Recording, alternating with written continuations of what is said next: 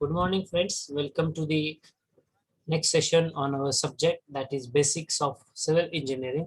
In our today's session, we are going to start our chapter number 4, the last bit of our whole syllabus. Okay, and as I told you, as per the revised syllabus, major portion of from this chapter is get removed from your syllabus, and that is why we just require 1 to 2 hours to complete the required syllabus. Only few points are there, that is what is surveying, what are the principles of surveying, then what are geoinformatics and introduction to the remote sensing. Okay, only this part is there, only 4 points we need to discuss, and that is why we don't require any special time.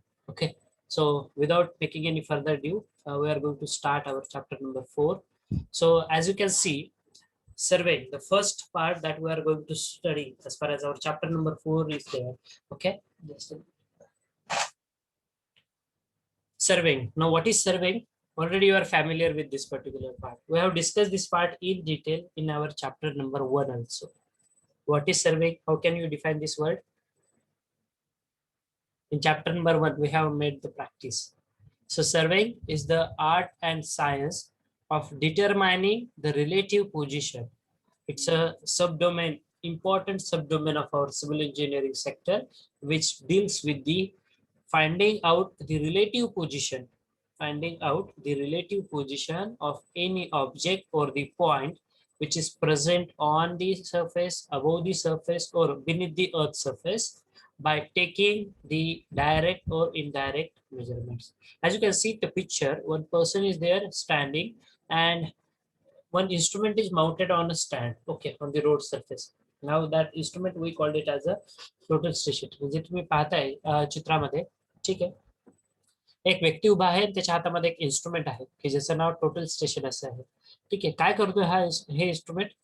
That person is going to bisect the object which is in front of it. तुम्हाला समोर दिसतंय तो एक व्यक्ती आहे ज्याने हातामध्ये rod पकडलेला आहे. रॉडमॅन ज्याला म्हटलं जातं आपल्या सिव्हिल इंजिनिअरिंग लॉ मध्ये, किंवा त्यानं तो प्रिझम हातामध्ये धरलेला आहे. ठीक आहे, मग हा व्यक्ती काय करतोय, त्या जसं तुम्ही कॅमेरामध्ये एखादी इमेज कॅप्चर करता त्या पद्धतीनं तो व्यक्ती तो जो रॉड किंवा तो जो प्रिझम आहे तो कॅप्चर करतोय. ठीक आहे, तो बायसेक्ट करतोय. बायसेक्ट केल्यानंतर त्याला तिथे डिस्टन्स कळतं की या पॉईंट पासून त्या पॉईंटचं डिस्टन्स किती असेल, किंवा त्याची उंची किती आहे जमिनीपासून. ठीक आहे, either vertical measurements or the horizontal measurements. Okay, so what is surveying? Actually, what we are going to do as far as our surveying is considered. Survey, already we have discussed in our chapter number 1 also. We are going to take, or we are going to find out the relative position. This is very important. We are going to find out the relative position of the object, by taking the direct or the indirect measurements. Now, what dimensions we are going to find out? We can find out the horizontal measurements. We can take the horizontal measurements. We can take the vertical measurements. म्हणजे एखाद्या ऑब्जेक्टची horizontal distance किती आहे, तो object किती distance वरती आहे, किंवा vertical distance, तो ऑब्जेक्ट जमिनीपासून किती उंचीवरती आहे. एखादी 10 मजली इमारत आहे, मग खरंच त्या इमारतीची जमिनीपासून वरती उंची किती आहे. ठीक आहे, सो वर्टिकल डिस्टन्स, और it may be the angular measurements, that can also we can also take it. Okay, dear friends, please everyone mute yourself, your voice is disturbing. Let's proceed further. Yes, the definition is there, as you can see on the screen. So surveying is the art of determining the relative positions of or points on the object on, above, or beneath the earth's surface by means of the direct or the indirect measurements of distance, direction, and the elevation in a horizontal as well as in a vertical plane. Vertical plane. The main object of a survey is to prepare the plan. Now, why we are going to do, or why we are going to take the measurements? तुम्ही एखादी जमीन का मोजता रे? तुमची शेत जमीन असेल किंवा जिथे तुम्हाला बांधकाम करायचं आहे, आधी तुम्ही काय करता रे बांधकामामध्ये? आधी तुम्ही ती जमीन मोजून घेता, बरोबर आहे?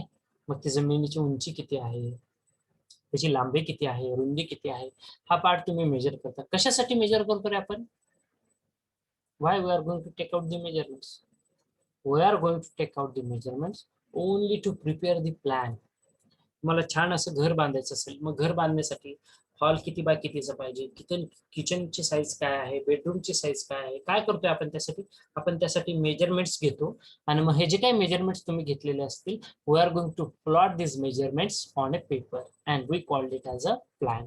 whatever the procedure that we are going to follow, we called it as the preparation of the plans. Okay, so a plan or a map. What is a plan or a map? The definition, you like it, is the horizontal projections of an area. See read the definition carefully. A plan or a map is the horizontal projection of an area and it shows only the horizontal distances.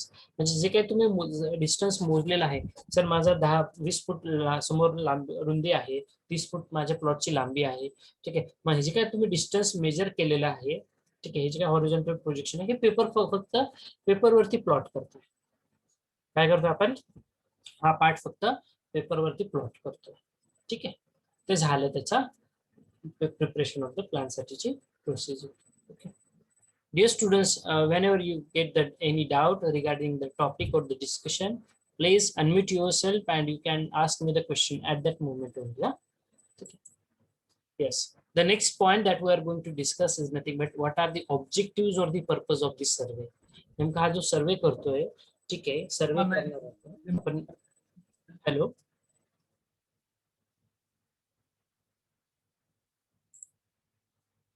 hello, any student is having any doubt?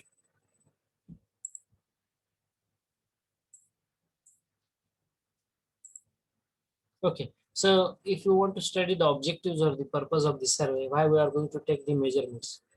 We are going to take the measurements to determine the relative position, that is the first object. Second object, to lay out our marked positions, whatever the positions that we have marked. आता बघा, बांधकामामध्ये आधी तुम्ही जमीन मोजली, त्यानंतर तुम्ही बघितलं असेल सरफेस लेवल केलं जातं, साईट क्लिअर केली जाते, झाडं झुडपं करून सरफेस लेवल केलं जातं. लेवल केल्यानंतर जो तुमच्या कॉलमची पोझिशन असेल ती मार्कआउट करतात, म्हणजे ज्याला लेआउट टाकणं असं म्हटलं जातं. आपण फर्स्ट युनिटमध्ये बघा इन डिटेल डिस्कस केलं, आपण लेआउट टाकतो. हे लेआउट टाकण्यासाठी सुद्धा आधी तुमच्याकडे मेजरमेंट्स असणं आवश्यक आहे. त्यानंतर to determine the areas, volumes and other related quantities. To determine the area, volume, and other related quantities, we require the survey. We require the measurements. Then to prepare a map. To prepare a map, we require the measurements. That is the next object. If you want to prepare a map, you need to make a survey. Okay, you need to do a survey. You have to measure the distances. It may be horizontal, vertical, or angular. Then you can plot it on the paper. Then to prepare the engineering detailed plans, okay, it may be of any infrastructure element, road, railways, bridges, tunnels, dams, or any other structures. Okay, if you want to prepare the map of that structure, you need to take the calculations, you need to take the measurements. Then to prepare the topographical map showing the details of hills, valleys, and rivers. Okay, topographical map. Topographical म्हणजे नेमकं काय होतं, या शब्दाचा अर्थ कोणी सांगू शकताय का? What is a topography or topographical map? Can you tell me the meaning of this?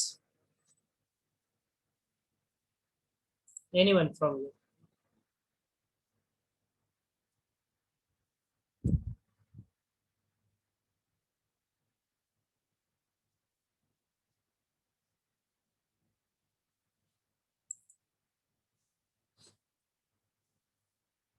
Topography. ज्यावेळेस सॅटेलाइट द्वारे इमेज कॅप्चर केली जाते, तुम्हाला एखाद्या डोंगराळ भागामध्ये. Dear students, if your voice or noise is going to come, I will remove that student from the meeting. That is the last warning from my side. If there is further disturbance, I will remove that student immediately. So whenever you are going to construct something, एखाद्या डोंगराळ भागामध्ये तुम्हाला बांधकाम करायचं आहे किंवा एखाद्या नदीवरती ब्रिज बांधायचं आहे, तुम्ही कसं ठरवता की कुठल्या पार्ट मध्ये मला ब्रिज बांधायचा आहे, नदीचा फ्लो कसा आहे, त्या डोंगराळ भागामध्ये सॉइलचे फीचर्स काय आहेत, कशा पद्धतीची माती आहे, how you are going to decide. So with the help of these topographical maps, you will get the information. Okay, where the exact location of the rivers, hills, or the valleys. Now, where these topographical maps are there. So we have one department, we called it as Survey Department of India. आपल्याकडे सर्वे department of India एक central गव्हर्नमेंटची agency आहे की ज्यामध्ये हे सगळे maps तुम्हाला भेटतात. ठीक आहे, ऍक्च्युली त्यांनी सर्वे कॅरिड आउट केलेला आहे, त्या पद्धतीने तसे टोपोग्राफिकल मॅप्स त्यांनी तयार केलेले आहेत. ठीक आहे, और अजून सिंपल मॅनर मध्ये तुम्ही if you go search on the Google map also will give you some topographical maps information about the hills or the valleys or the rivers which are being present. Okay, so these are the some objects or the purpose of the survey. Next and the important part is nothing but the principles of survey. Now this is very important. Definitely there will be 1 or 2 mark MCQ which is based on this particular point. Principles of survey. Okay, principles of survey. Now, what are the 2 principles of surveying that we are going to discuss in detail? The first principle is to work from whole to part. Now, I like this particular principle. Why I am going to tell you. To work from whole to part. And second principle is to locate a point by taking the measurements from the 2 reference point. So, from the 2 reference point, we are going to find out the third point, or we are going to locate the third unknown point. That is the second principle.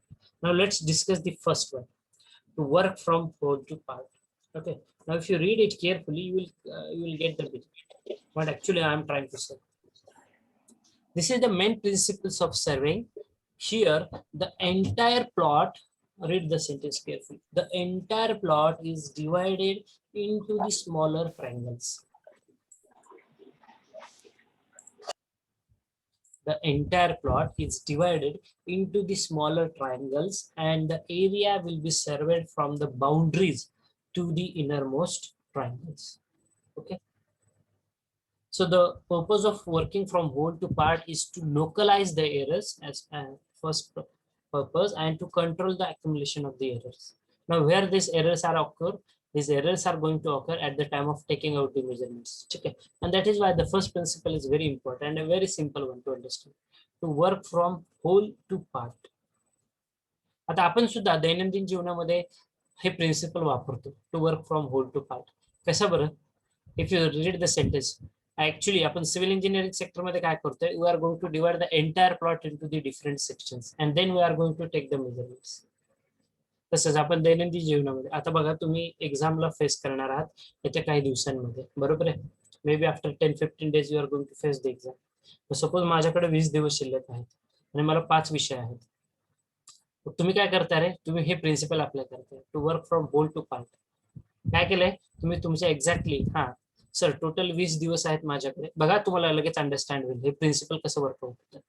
Sir माझ्याकडे 20 दिवस आहेत, माझ्याकडे 5 विषयांचा मला अभ्यास करायचा आहे. म्हणजे एका सब्जेक्टसाठी तुम्हाला किती दिवस मिळत आहेत रे? 4 दिवस मिळत आहेत, बरोबर. 4×5 = 20. एका सब्जेक्टसाठी 4 दिवस मिळत आहेत. मग 4 दिवस जर मिळत असतील आणि त्या एका सब्जेक्टमध्ये जर मला 8 युनिट असतील, 8 चॅप्टर्स मला स्टडी करायचे, तर मला एका दिवसात किती युनिट, मला किती वेळ भेटतोय, किती वेळ भेटणार आहे? तर मला एका दिवसामध्ये 2 युनिट्स कव्हर अप करायचे. एका दिवसामध्ये 2 युनिट्स मी कव्हर करतो, म्हणजे 4 दिवसात माझे 8 युनिट कव्हर होते. ठीक आहे, मग त्या एका दिवसात जर मला 2 युनिट कव्हर करायचे, मी किती तास अभ्यास करणार आहे? जनरली 10 ते 12 तास, करेक्ट आहे. मग हे 10 ते 12 तास जर मी अभ्यास करतोय, म्हणजे जवळपास 5 ते 6 तास मला एका धड्यासाठी मिळणार आहेत. किती तास मिळणार आहेत? 5 ते 6 तास. परत ह्या 5 ते 6 तासामध्ये त्या सपोज त्या एका धड्यामध्ये 5 पॉईंट्स आहेत, म्हणजे प्रत्येक एका तासाला मला एक पॉईंट साठी मला 1 तास मिळतो प्रॉपर त्याचा स्टडी करण्यासाठी. So what actually you have done रे, हे नेमकं तुम्ही काय केलंय, हे जे तुम्हाला मी आता एक्झाम्पल सांगितलं, काय केलंय?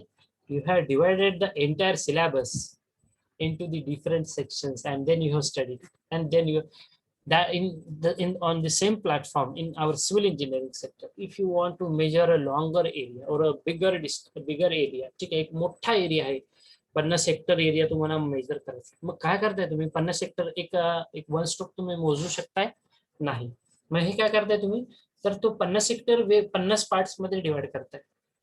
डिवाइड केल्यानंतर परत त्याचे सब पार्ट्स काढताय. तर अशा पद्धतीने आपण एरिया डिवाइड करत असतो, अशा पद्धतीने आपण मेजरमेंट्स घेत असतो. To work from whole to part, म्हणजे पूर्णत्वापासून आपण त्याचे सेक्शन्स मध्ये डिवाइड करून मोठं एरिया. ठीक आहे, हे एक्झाम्पल तुम्ही इथं बघू शकता. एक छोटासा एबीसी ट्रायंगल आहे. ठीक आहे. किती पार्ट्स मध्ये डिवाइड केला? First part, second part, third part, fourth part, fifth part, six part. ठीक आहे. असे 7 ते 8 तुकडे केले ते एखाद्या प्लॉटचे आणि त्यानंतर त्याचं मेजरमेंट घेतलं. ओके. त्याचा पर्पज काय? To localize the errors. Basically ज्यावेळेस तुम्ही छोट्या छोट्या पार्ट्स मध्ये डिवाइड करता एखाद्या एरियाला, तर एरर कमीत कमी ऑकर होऊ शकतात. ठीक आहे. आणि डायरेक्ट मेजरमेंट घेताल तर तिथे जास्त एरर ऑकर होऊ शकतो. म्हणजे एकाच वेळेस जर डायरेक्ट 1 हेक्टर पूर्ण एरिया तुम्ही मेजर करायला घेतला टेपने, एरर जास्त प्रमाणात ऑकर होणार. तेच तुम्ही छोट्या छोट्या पार्टचे कॅल्क्युलेशन्स घ्या, एरर्स कमी ऑकर होतील. You can practically make a practice of it also. So have you understood the first principle in detail so that we can proceed further? Please respond. Have you understood the first principle, how it is there, how to work from whole to part?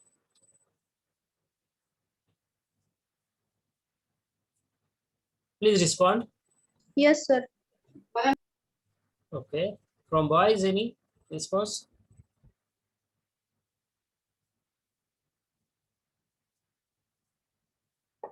I think they are not listening properly. Yes, sir. Okay, good. Chalo. Now let's move towards the next principle, that is to locate a point by taking the measurements from the two reference points. Okay. So this is the next principle that you need to follow. To locate a point by taking out the measurements from the two reference points. If you see the diagram, P and Q are my two reference points. So based on the points P and point Q, I am going to relocate, or I am going to locate the point R. Okay, so the two control points are selected in the area. How the principle works? At first, we need to select the two control points, okay, in the area, and the distance between them is measured. So I'm going to measure the distance from point P to point Q at first and plotted it on a paper. All other points are marked based on these 2 points. So if third unknown point I have to measure, like point R, what philosophy I'm going to do? At first, I will consider the two reference points, that is point P and point Q. I will measure the distance between these 2 points. Then I will drop one perpendicular.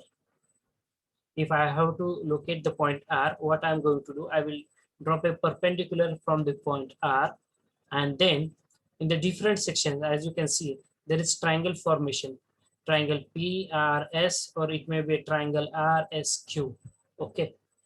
So we can find out the internal angles, that is alpha or the beta, theta 1, theta 2, that is the angle between these 2 points. Okay.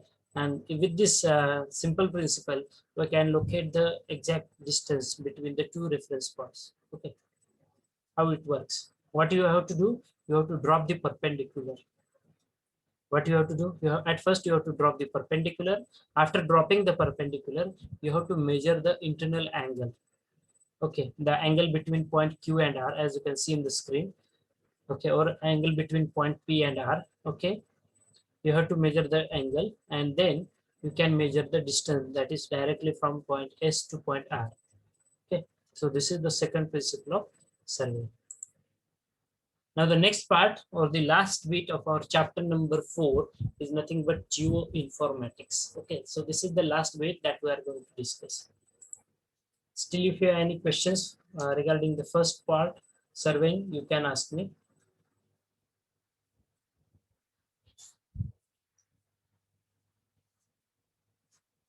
If no questions, we will proceed then.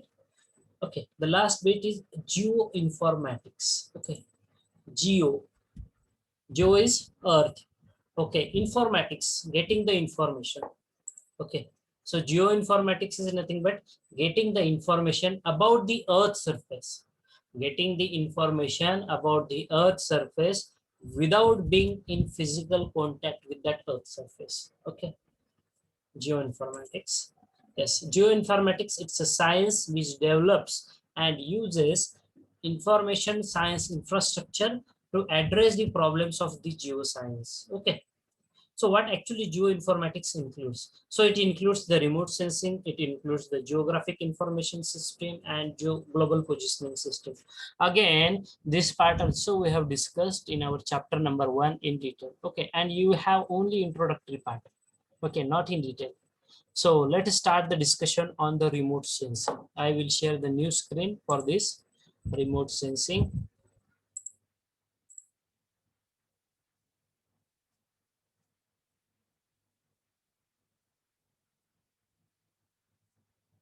Just give me a minute.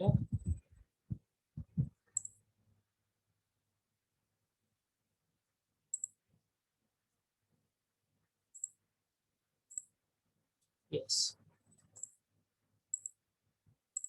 As you can see on the screen, what is a remote sensing? Already in our first chapter, we have discussed the definition of this. What is remote sensing? It is the science of acquiring the information. It is the science of acquiring the information about the Earth's surface, without being in physical contact with it. Okay, म्हणजे आपण जे काय earth surface आहे याबद्दल information collect करतोय. कशी collect करतोय? Without being in physical contact with that particular earth surface. This is done by sensing and by recording the reflected or emitted energy and processing it, analyzing it, and applying that information. Okay, so in simple language, with the help of the latest advanced techniques, okay, it may be a GPS, it may be the GIS, it may be the radar system, it may be the laser system, satellite navigation systems. We are going to collect the information about the Earth surface or any object on the Earth surface, but without being in physical contact with that object. Okay. मला अमेरिकेतल्या एखाद्या object बद्दल information घ्यायची. So with the help of satellite navigation system I can collect the information. मी तिथे प्रत्यक्षात जाऊन information घेण्याची गरज नाही. तिथल्या सपोज सॉइल कंडिशनची इन्फॉर्मेशन घ्यायची. काय करतोय मी? माझ्या सॅटेलाइट्स, माझ्या ऑर्बिट्स मध्ये सॅटेलाइट मी सोडलेले आहेत, सगळ्यांना माहिती आहे. ठीक आहे. आणि हे सॅटेलाइट्स काय करतात मग? They are going to emit the electromagnetic radiations. ठीक आहे. अल्ट्राव्हायोलेट रेज म्हणा किंवा electromagnetic radiations, sorry electromagnetic radiations ते रिलीज करतात. ते एखाद्या ऑब्जेक्ट वरती पडतात, ज्या ऑब्जेक्ट वरती तुम्हाला इन्फॉर्मेशन कलेक्ट करायची आहे आणि त्यानंतर त्याच्याबद्दलची इन्फॉर्मेशन गॅदर करतात. ठीक आहे. So sensors will transmit the electromagnetic radiations on the object which is to be sensed. Okay. Yes. Now this is one simple diagram, and this diagram will give you clear idea what is a remote sensing. Okay, and how it works. Actually geoinformatics baddal ahe total. So 6 stages of remote sensing technology. 6 stages of remote sensing technology we are going to consider or we are going to discuss. As you can see, there is one camera. आपण दैनंदिन जीवनामध्ये camera वापरतो आणि आपण photo घेण्यासाठी camera वापरतो, बरोबर आहे. So stage number 1, what are the 6 stages of remote sensing? Stage number 1, you just read it, you will get the clear meaning. First is source of energy. Source of energy काय आहे तुमचा इथे? तुमचा source of energy आहे तुमचा camera. ठीक आहे. बघा रिमोट सेन्सिंग मध्ये काय होतंय, म्हणजे आपण एखाद्या ऑब्जेक्ट बद्दल इन्फॉर्मेशन कशी गॅदर करतो without being in physical contact. आपण एक कॅमेरा यूज केला, एक एक्झाम्पल दिलंय हे कॅमेऱ्याचं. First is source of energy. कुठे काय आहे सोर्स ऑफ एनर्जी? तुमचा कॅमेरा. सेकंड आहे transmission of electromagnetic radiation towards the object. ज्यावेळेस तुम्ही त्या कॅमेऱ्याचं बटन क्लिक करता, when you click the button, at that instant or at that moment what will happen?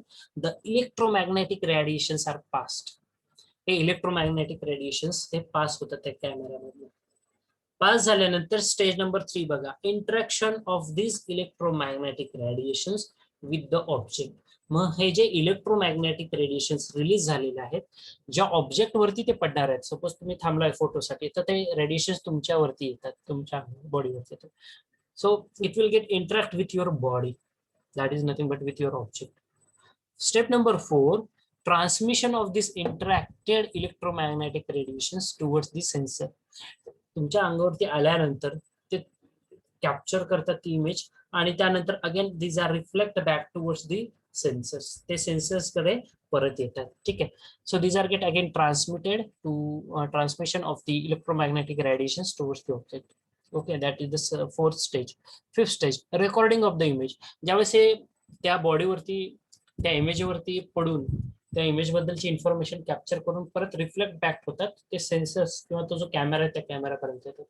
कॅमेऱ्यानंतर आल्यानंतर last stage is nothing but the analysis of the image. तुम्हाला ती image बघायला भेटते. ठीक आहे. The 6th stage. Okay. So this picture will give more clear idea how the remote sensing techniques are actually going to work it. लक्षात आलंय कशा पद्धतीने वर्कआउट होतात रिमोट सेन्सिंग मध्ये. ठीक आहे.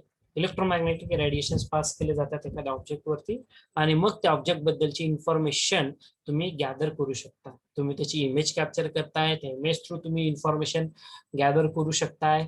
ठीक आहे. डेटाबेस तयार करू शकताय. Are you getting what I'm trying to say? What are the simple steps of remote sensing? कसं ऍक्च्युअली वर्कआउट होत असतं ह्या remote sensing technologies. You are getting? समजलंय? Yes, sir. Yes, sir. From boss?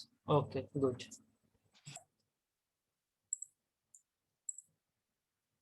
So again, I will share the new screen with you. Coming back to our point of discussion. Yes, remote sensing.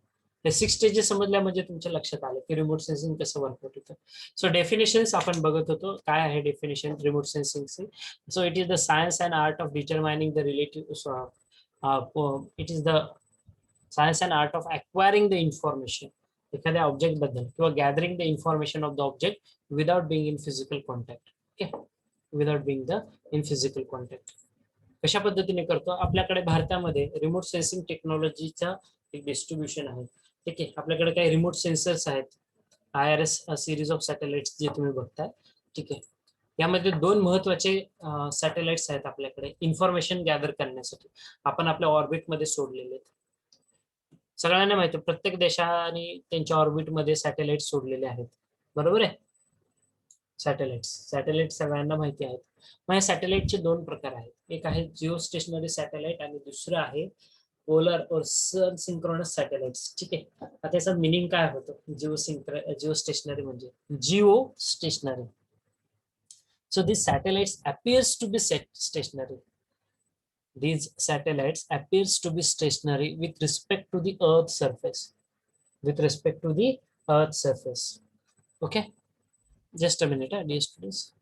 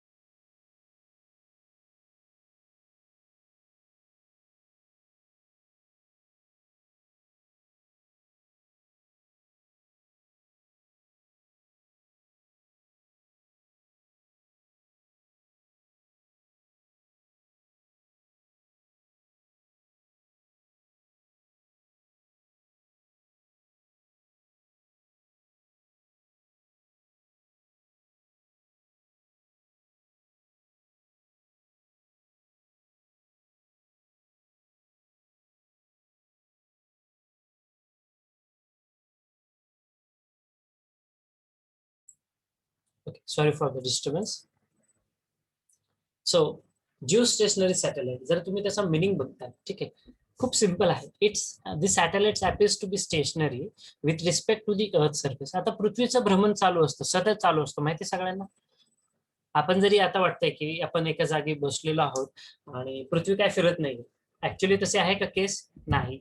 पृथ्वीचं भ्रमण हे continuously चालू आहे स्वतः on self periphery. ठीक आहे. स्वतः भोवती फिरती येते. सो जनरली हे जे जिओ स्टेशनरी सॅटेलाइट असतात, हे जिओ स्टेशनरी सॅटेलाइट आपल्याला असं वाटतं की ते स्थिर आहेत, एका जागीच आहेत, but not, they are not exactly at position. These are only appearing as a stationary. ठीक आहे, ते स्टेशनरी म्हणून अपेअर होतात, but they are revolving with the earth surface. आपली जशी पृथ्वी फिरते ना, तशा पद्धतीने एक्झॅक्टली तशी फिरत असतात, त्यामुळे आपल्याला ते स्थिर वाटतात एका जागी. Generally these satellites are placed 36,000 kilometers above the earth surface. Okay, and polar satellites बद्दल बोलायचं झालं, so these satellites are passes through the what can I say, very close to the poles. आपले जे पोल आहेत, south pole, north pole, हे जे दोन महत्वाचे पोल आहेत आपले, साऊथ पोल, नॉर्थ पोल सगळ्यांना माहिती आहे. ठीक आहे, सो आपले हे जे दोन पोल्स आहेत, ह्या पोल भोवती ती रोटेट होतात हे सॅटेलाइट्स. ठीक आहे, बघा पृथ्वी हॉरिझॉन्टल फिरतीये आणि पोलर रेडिएशन्स मध्ये कसे फिरतायत ते, तर these are revolving towards the poles. ठीक आहे, साऊथ पोल आणि नॉर्थ पोल. ठीक आहे, त्याचा छान पिक्चर दाखवतो, तुम्हाला लगेच क्लिअर होऊन जाईल ते जिओ स्टेशनरी सॅटेलाइट्स किंवा पोलर सॅटेलाइट्स कसे मूव्ह होतात. ठीक आहे, see the diagram which is there. Okay, it is running. First geostationary satellite बघा, लेफ्ट हँड साइडला जसं पृथ्वी फिरते, it is going to revolve with the earth surface. जशी पृथ्वी फिरते, ठीक आहे, तसं ते सॅटेलाइट्स मूव्ह होत आहेत. आणि पोलर सॅटेलाइट बघा, पृथ्वी कशी फिरते, हॉरिझॉन्टल डायरेक्शन मध्ये, बरोबर आहे, अलॉंग इट्स ओन पेरिफेरी फिरते. आणि पण ते सॅटेलाइट्स कसे फिरतात, the satellites are revolving around the polar regions. Okay, that is south pole आणि नॉर्थ पोल, दक्षिण ध्रुव आणि उत्तर ध्रुव जे आहेत आपले, त्या भोवती ते फिरतात परपेंडिक्युलर डायरेक्शन मध्ये. बेसिकली आपली पृथ्वी जशी फिरते ना, त्याच्या परपेंडिक्युलर डायरेक्शन मध्ये. मग हे फिरताना त्याचा बेनिफिट काय होतं, तर ते एंटायर पृथ्वीला कव्हर करतात, एंटायर पृथ्वीला आपल्या अर्थ सर्फेसला कव्हर अप करतात सॅटेलाइटद्वारे. आणि मग हे सॅटेलाइट्सद्वारे इमेज बाहेर, त्या सॅटेलाइट थ्रू इमेज एखादा ऑब्जेक्ट जो आहे तो स्कॅन केला जातो. ठीक आहे, स्कॅन केल्यानंतर त्याच्याबद्दलचे कॅरेक्टर, त्याचे जे फिजिकल प्रॉपर्टीज आहेत ते कॅप्चर केल्या जातात. त्यानंतर त्याचा जो डेटा त्यांनी सॅटेलाइटनी तो कॅप्चर केलेला आहे, हा डेटा आपल्या डेटा युजर्स म्हणजे आपल्याला पाठवण्यात येतो आणि आपण मग त्याला सिम्पल लँग्वेज मध्ये कोड करतो. ठीक आहे, आपल्याला जो डेटा आलेला असतो हा सिम्पल लँग्वेज मध्ये नसतो. ठीक आहे, हा कोडिंग केलेला असतो. ठीक आहे, अल्फा न्यूमेरिक कोडिंग असेल त्याला, किंवा इतर कुठल्या पद्धतीचं कोडिंग असेल, तसं कोडिंग केलेलं असतो तो, आणि त्यानंतर आपण त्याला सिम्पल लँग्वेज मध्ये कन्वर्ट करतोय. ठीक आहे, so the principle, these are the some examples of IRS. Okay, Indian remote sensors. ठीक आहे, हे काही एक्झाम्पल्स आहेत त्याचे. We are not going detail about this. काय काय इमेज तुम्ही कॅप्चर करू शकता थ्रू दी सॅटेलाइट्स, तर तुम्ही रिव्हर असेल, रिव्हरची लोकेशन असेल, ठीक आहे, फ्लड पेन असेल, कुठे महापूर येऊ शकतो, ठीक आहे, तसे पूर किंवा हिली एरियाज, व्हॅलीज, हे तुम्ही लोकेट करू शकताय. ठीक आहे, त्यानंतर कोस्टल लाईन तुम्ही लोकेट करू शकताय. ठीक आहे, ऍप्लिकेशन्स काय काय आहेत या रिमोट सेन्सिंग टेक्नॉलॉजीचे. As per as our agricultural sector is considered, so crop estimation साठी खूप महत्वाचे आहे हे remote sensing technology. If you read it carefully, crop production forecasting, पिकाची उत्पादन क्षमता हे तुम्ही प्रेडिक्ट करू शकता या रिमोट सेन्सिंग टेक्नॉलॉजीद्वारे. फक्त याचा एकच ड्रॉबॅक आहे. ड्रॉबॅक म्हणजेच काय, एक तर लोकांमध्ये ह्या इन्स्ट्रुमेंट्स बद्दल अवेअरनेस कमी आहे. रिमोट सेन्सर्स असतील, GIS असेल किंवा GPS असेल, कॉस्टलियर आहेत ते, दुसरी गोष्ट. आणि थोडासा अवेअरनेस हा कमी आहे, आता वाढतोय तो nowadays.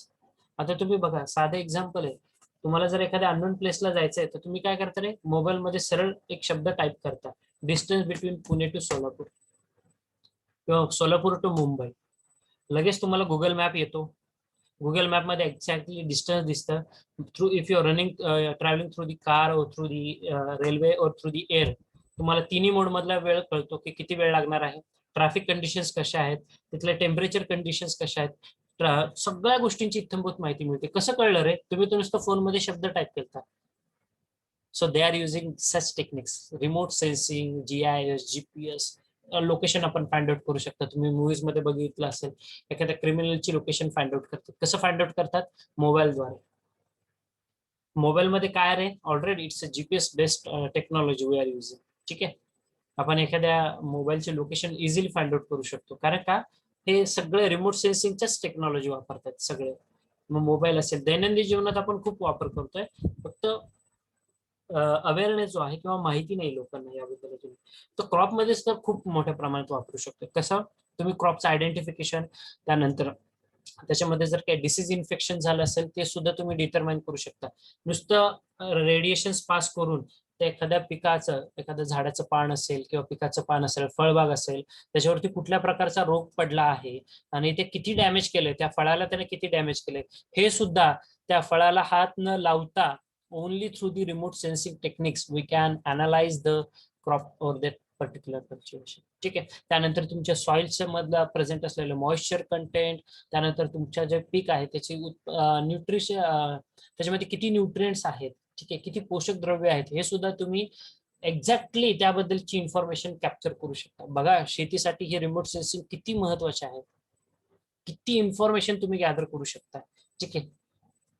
So some applications related to agricultural I have added. Then applications in terms of our civil engineering sector मध्ये जर बोलायचं झालं तर location of the dam side, location of the tunnel side, bridge side, त्यानंतर रोडच्या alignments, railway लाईनच्या alignments, ठीक आहे, सगळीकडे हे रिमोट सेन्सिंग टेक्नॉलॉजीज खूप मोठ्या प्रमाणात वापरतात आपल्या सिव्हिल इंजिनिअरिंग सेक्टरला. Okay, so that is all about the remote sensing technologies. Okay, everyone is getting, or everyone is clear with the concept of remote sensing? Yes.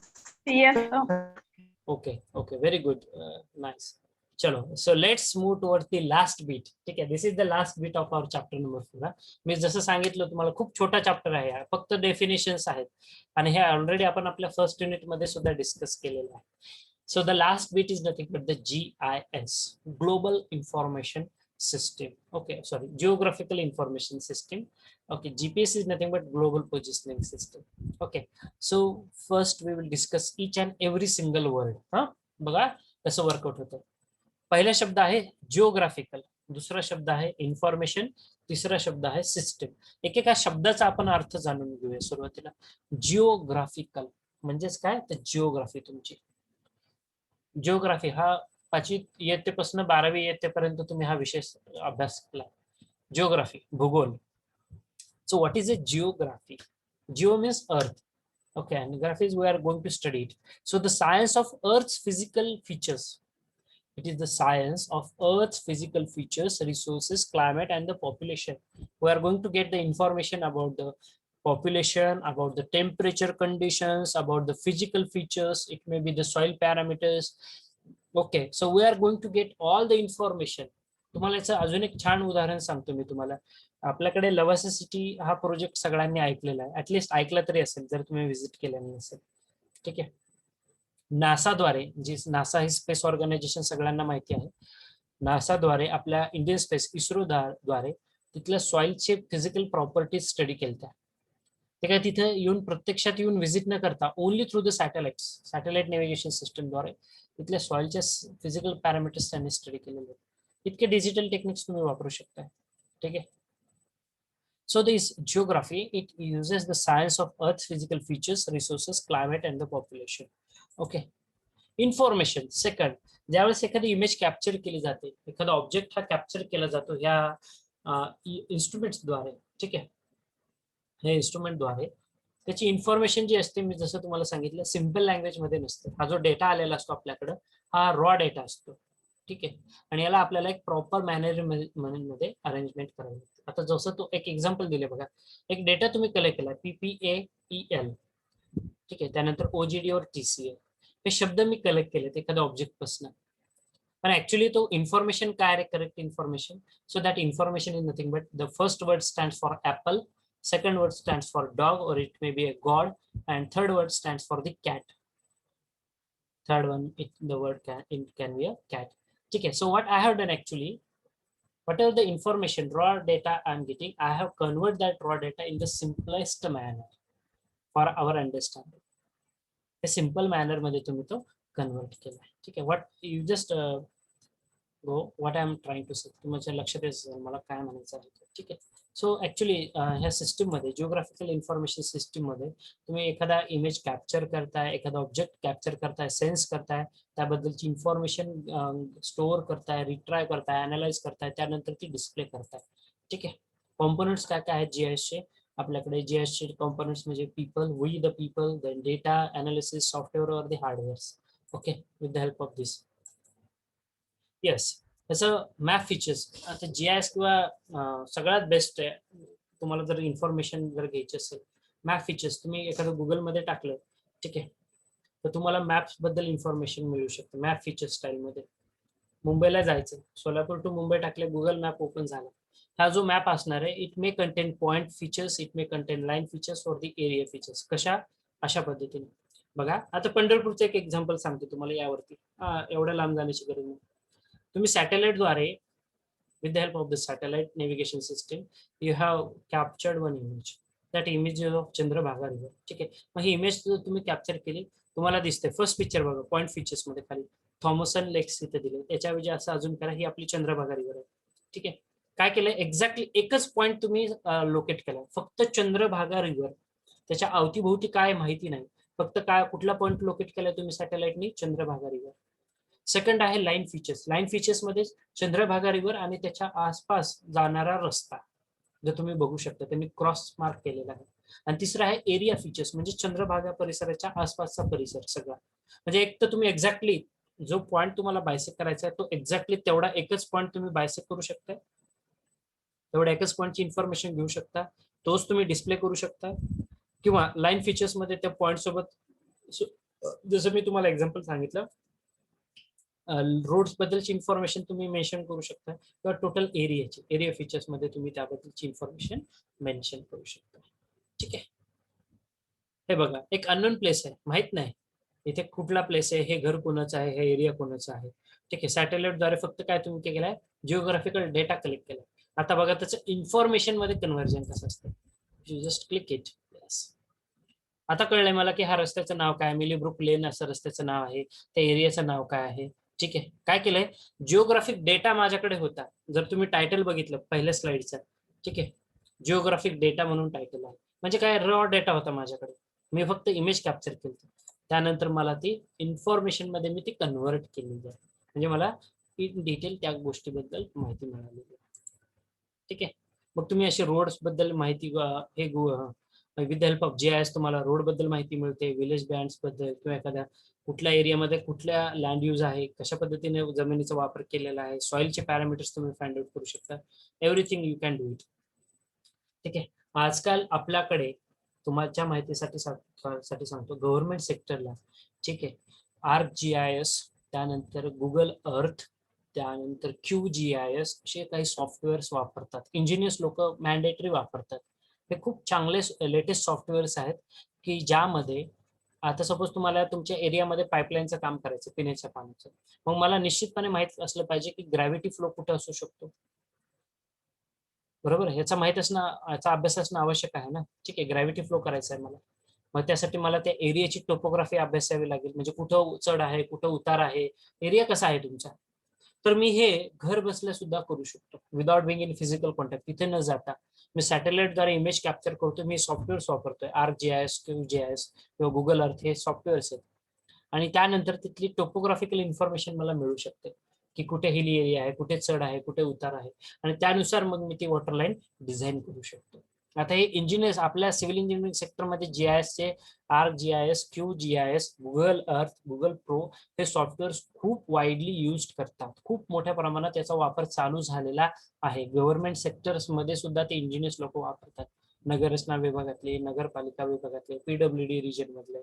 ठीक आहे, सगळा डेटा मिळतोय तुम्हाला, आणि कुठे जाण्याची गरज नाही, ऍक्च्युअल डेटा तुम्हाला, अॅक्युरेसी त्याची तितकी चांगली आहे. ठीक आहे, मग हे ऍप्लिकेशन्स काय काय आहेत, GIS आपलं हे जे टेक्निक आहे, तुम्ही मॅप तयार करू शकताय. So custom maps showing the selected data layers can be displayed on the computers. तुम्ही एखाद्या एरियाचा मॅप तयार करू शकताय through the GIS. You can select the best site for the landfill. It may be for your restaurant, it may be the construction of the highways, एखादा बंगला तुम्हाला बांधायचा आहे, ठीक आहे, एखादा डॅम बांधायचा आहे, एखादा टनल बांधायचा आहे, तर बेस्ट साईट कुठली आहे हे तुम्ही GIS द्वारे लोकेट करू शकताय, त्याबद्दल इन्फॉर्मेशन गॅदर करू शकताय. नेटवर्क अनालिसिस, खूप सोपं उदाहरण टाकलेली आहे अंडरस्टँडिंग साठी तुमच्या. Network analysis, how does a school system determine the school bus route. एखाद्या शाळेची जी गाडी असते, स्कूल बस असते, त्याचे रूट कसे डिसाईड करणार, कुठून चाललेली. तुम्हाला त्या प्रिन्सिपलला तिथे कॅबिन मध्ये बसून कळतं की आपल्या कॉलेजची जी स्कूल बस आहे किंवा आपल्या स्कूलची जी स्कूल बस आहे ही आता सध्या कुठल्या पोझिशन, कस काय रे, बिकॉज आता जर तुम्ही बघताल जीपीएस मॅन्डेटरी प्रत्येक स्कूल बस म्हणा किंवा प्रत्येक प्रायव्हेट पब्लिक बसेसमध्ये मॅन्डेटरी केलेलं आहे त्यांनी जीपीएस लोकेशन बसवणं. ठीक आहे, जीपीएस बसवणं. ठीक आहे, मग काय केलं जातं रे, हे इन्फॉर्मेशन गॅदर केली जाते, ते सेन्सरद्वारे ते ऑब्जेक्ट आयडेंटिफाय करतात की तुमची स्कूल बस आहे, मग सध्या ती कुठे निघालेली आहे, कुठे आहे, टाइम किती लागेल. So the administration can use GIS for analysing the factors such as travelling distance. काय काय मेजर करतोय बघा, काय काय डेटा भेटू शकतो तुम्हाला. तुम्ही ट्रॅव्हलिंग डिस्टन्स मेजर करू शकता, तुम्ही स्पीड लिमिट मेजर करू शकता, तुम्ही स्टुडंट ऍड्रेस किंवा त्याचा एक्झॅक्ट लोकेशन मेजर करू शकता. सी, आणि आता हे खूप मोठ्या प्रमाणात वापरतात, कारण जसे असे इन्सिडेंट होतात की स्कूल बस मधून मुलांना पळवण्यात येते किंवा स्कूल बसचा कुठेतरी ऍक्सिडेंट झाला, कुठेतरी दुसरीकडेच नेली स्कूल बस त्या ड्रायव्हरनी, तर तुम्ही एक्झॅक्टली लोकेशन त्याची फाइंड आउट करू शकता. ठीक आहे, त्यासाठी हे सिम्पल एक्झाम्पल मी पुटअप केले for your better understanding. Network analysis, environmental applications आहेत त्याचे. ठीक आहे, आपण ड्रिंकिंग वॉटरच्या क्वालिटीज फाइंड आउट करू शकतो. ठीक आहे, त्यानंतर everywhere nowadays it is mandatory, everywhere we are going to use these particular GIS and GPS softwares.